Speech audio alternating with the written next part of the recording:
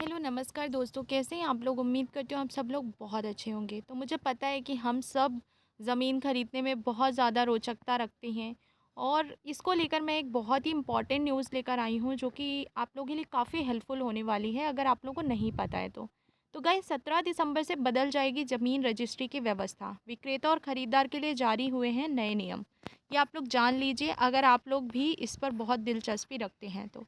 मैं आपको डिटेल पर कवर अप करने वाली हूँ, सो आप लोग प्लीज़ चैनल पे बने रहिएगा और चैनल को सब्सक्राइब भी कर लीजिएगा बिकॉज़ ऐसी वीडियोज़ मैं आप लोगों के लिए लाती रहती हूँ।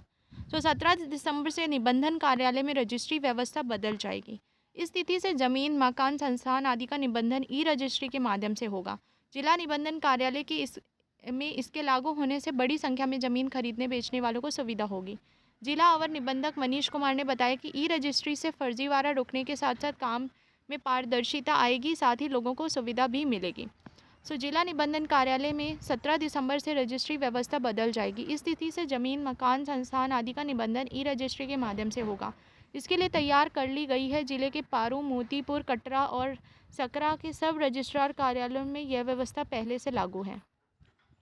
जिला निबंधन कार्यालय में इसके लागू होने से बड़ी संख्या में ज़मीन खरीदने बेचने वालों को सुविधा मिलेगी।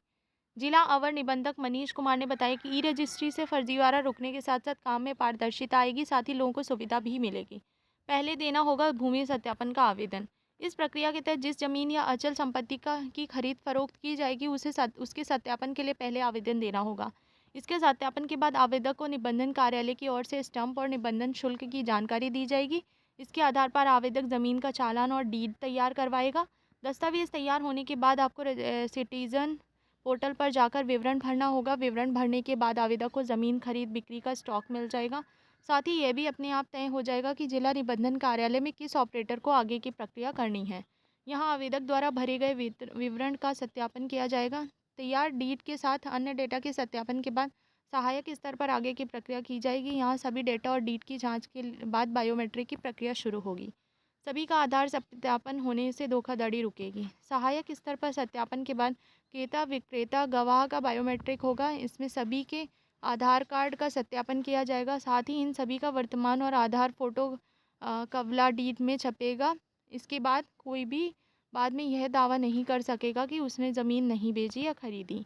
गवाह भी इनकार नहीं कर सकेंगे। आधार नंबर से सारा डेटा दर्ज हो जाएगा। इससे देश में कहीं से भी यह जांचना संभव हो जाएगा कि किस आधार नंबर से कब और कहां ज़मीन बेची या खरीदी गई है। इससे इसके सत्यापन के लिए संबंधित निबंधन कार्यालय पर निर्भरता खत्म हो जाएगी। जिला उप पंजीयक दस्तावेजों को अंतिम रूप देंगे। इस प्रक्रिया के बाद जिला उप पंजीयक के स्तर पर दस्तावेजों को अंतिम रूप दिया जाएगा। विक्रेता और गवाह की भी सहमति भी होगी। अगर कोई व्यक्ति विभाग द्वारा दिए गए स्लॉट में ज़मीन का बैनामा नहीं करवा पाता है तो उसे नई तारीख दी जाएगी। समय और पैसा बचेगा। इस प्रक्रिया से भूमि पंजीकरण के समय की बचत होगी। लोग सभी दस्तावेज पहले से तैयार रखेंगे। भूमि का पहले से निरीक्षण होने से आगे कोई बाधा नहीं आएगी। वहीं पहले से डाटा फीड होने से निबंधन कार्यालय के कर्मचारियों पर काम का दबाव कम होगा। इससे निबंधन की संख्या बढ़ेगी। इसके अलावा कोई अतिरिक्त राशि भी खर्च नहीं करनी पड़ेगी। ये न्यूज़ काफ़ी अच्छी है कि सारी चीज़ें ऑनलाइन हो जाएंगी।